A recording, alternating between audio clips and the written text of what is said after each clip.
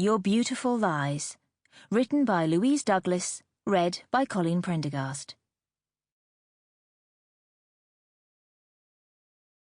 Chapter 1. Matlow, South Yorkshire, March 1984. Annie Howarth woke with a feeling of absolute dread. She did not know what had disturbed her.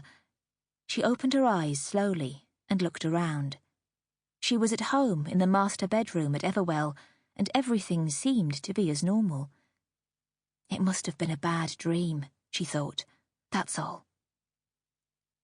She climbed out of the bed and went over to the window, pulling back the curtains and gazing out at the moors.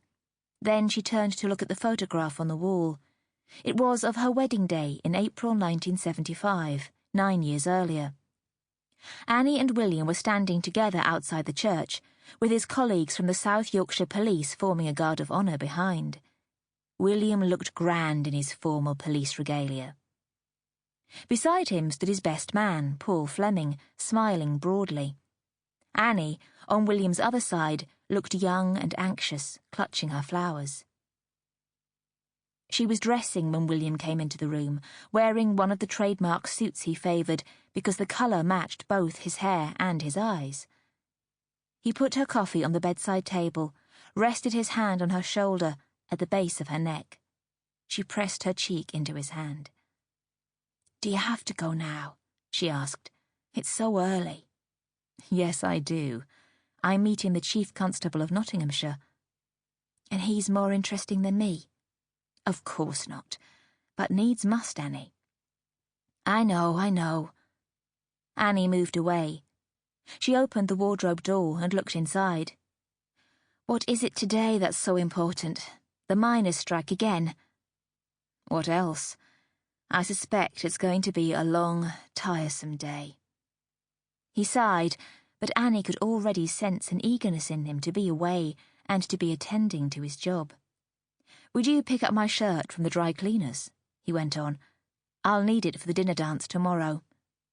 "Yes, of course. I'm going into town to see Mum today anyway."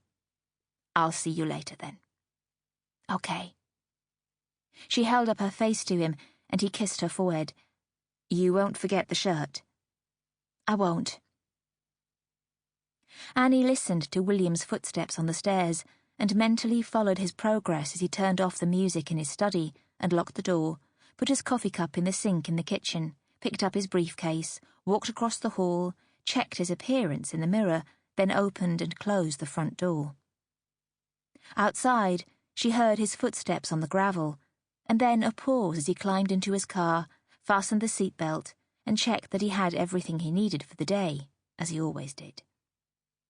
After enough time had elapsed for William to finish this routine, she heard the Jaguar's engine breathe into life, and its quiet crackle over the gravel and down the drive. She listened until the car had turned into the lane and driven away. Then she finished dressing and went to wake her 7-year-old daughter. Elizabeth's room was along the landing, close to her grandmother Ethel's. Annie pushed open the door and went inside, stepping over toys and books to reach the bed. She leaned over the child, smoothing the fair hair from her forehead. "Hey, sleepyhead," she whispered. "Wake up." Elizabeth wriggled further down the bed. "No," she said, her voice muffled. "I don't want to." "You have to, chicken, or you'll be late for school." "I don't want to go to school today." "Tough. You have to." Annie picked up Scooby, the toy dog that went everywhere with Elizabeth, and made him nuzzle at her neck. The child giggled and sat up. Then she cocked her head, listening to a sound in the distance. "What's that?" "What's what?" "It's a motorbike. It's Johnny, Mummy. Why has Johnny come so early?" Mother and daughter scrambled to the window and peered out. A motorbike was bumping up the drive, a young man hunched over the handlebars. Elizabeth waved frantically, and Annie watched as her younger brother pulled his Yamaha up outside the house, kicked down the stand, and took off his helmet. He crunched towards the front door. "I'll go down and see what he wants," said Annie. "You get yourself dressed, Lizzie." "But I want to see John." Sample complete. Ready to continue?